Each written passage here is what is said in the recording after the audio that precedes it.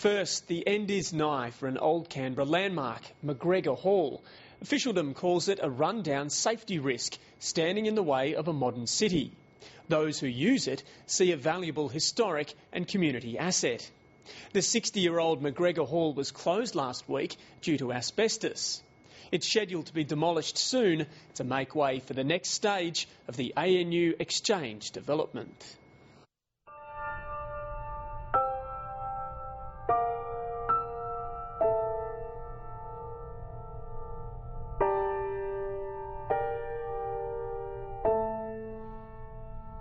A lot of people wouldn't know what's here, but I think if they came past and saw some of the community groups and some of the usage that the hall has and what's going on inside, I think they'd be pleasantly surprised. For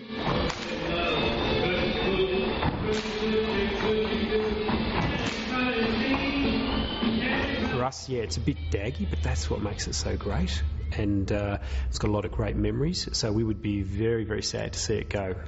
It really feels like home for us.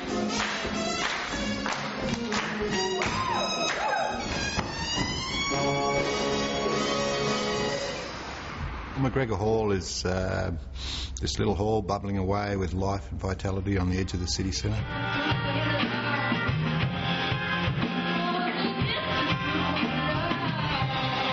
It's not a concrete construction, it's not sort of a little box that's sort of been made to, accommodate community groups. It's something that has evolved over time. You kind of get this feel almost that there's a bit of life here. Life support may be more appropriate. Home of the Canberra Pensioners Club for many years, McGregor Hall has been used more recently by community groups like the Canberra Musicians Club and the Jumptown Swing Dancers. The day after Stateline filmed this session, the hall was locked up. The fact that it's been raised now, as opposed to last week or last month, I think is incidental. It's part of the process that we've undertaken. I don't think there are any conspiracy theories about whether or not you should allow public access to areas that have deteriorating asbestos. David Lamont is the director of the office of the ANU Exchange. What has the ANU Exchange done for this part of Sydney? The overarching tenet of the master plan that was developed in 2004 and 5 was to integrate the activities of the university into the activities of the city in a vibrant hub. The next stage of the $700 million development will house several thousand students, but will leave some existing users out in the cold. I think I have some sympathy for a number of them, and we have assisted and attempted to assist as good corporate citizens to find alternate venues, both short-term and long-term, particularly the Canberra Musicians Group, who have acknowledged in writing to the ANU Exchange that they were aware the 5 or 6 months ago that they started to use this venue, that the venue would in fact be demolished and would go. When people come here, almost unanimously people will say at the end of the gig, this place has got to be saved. It's not for me to ascribe reasons why some of them are doing what they're doing. I think there are a number of other agendas that aren't necessarily related solely to McGregor Hall. This is an aerial photograph of the area around Civic in 1955, and it shows the Turner Workmen's Hostel in somewhat splendid isolation between the Melbourne buildings and Civic. It's a very different picture to what we have today. Alan Foskett has published several books on Canberra's hostel period. Well, Chris, this is a remnant of what was called the Turner Workmen's Hostel. And the Turner Workmen's Hostel was built in 1949 as part of a great move in Canberra to entice building workers to come to Canberra to help kickstart the city after the Second World War. Almost 3,000 men lived in 7 hostels across Canberra. 260 of them were housed in McGregor Hall, enduring winters in tiny rooms with no heating.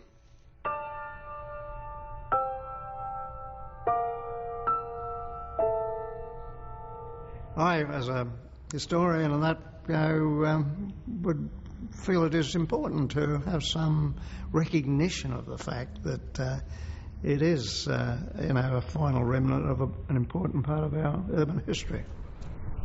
History that's repeating.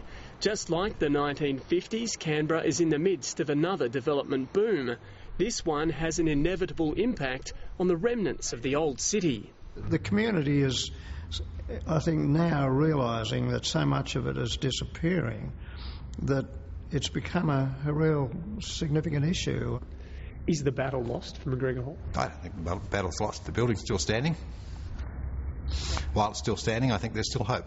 Having it appraised and considered and assessed as having heritage value is probably the only thing that will save it. A nomination has been lodged with the ACT Heritage Council. The council inspected the hall recently and a recommendation is expected this month. Pip Giovanelli prepared the heritage application. Chris, this is the side of the building that faces Barry Drive, and it's on the corner of Marcus Clark Street, so it's the public face of the building, if you like. It's the one that everyone's going to see when they're driving down Barry Drive and into the city. It's, if you like, it's the entrance into the city on the gateway there. And what's interesting about this particular elevation is that it has very, very high integrity. And by that I mean that it's still very similar to what it was like when it was first built. Each of the windows, the timber frame windows, were relating to each of the little bedrooms that were occupied at the time. The original agreement was quite clear that McGregor Hall was always to be demolished to make way for further development. I don't think that there's been anybody that's suggested in any part of our consultation that it should have been retained. And so the move to heritage listed and so on is quite a new phenomenon.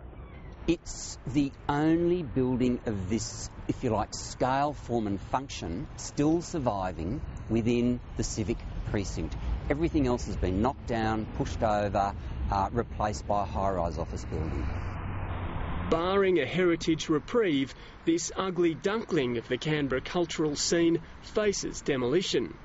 The ACT government says there are other similar venues groups can use, but the dancers and musicians say none can match the location, cost and community amenity.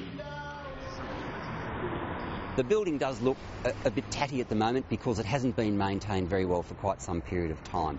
As I say, the actual scale and form of this building is very good. This building would respond really well to a bit of architectural TLC. It would come up and be a delightful little icon.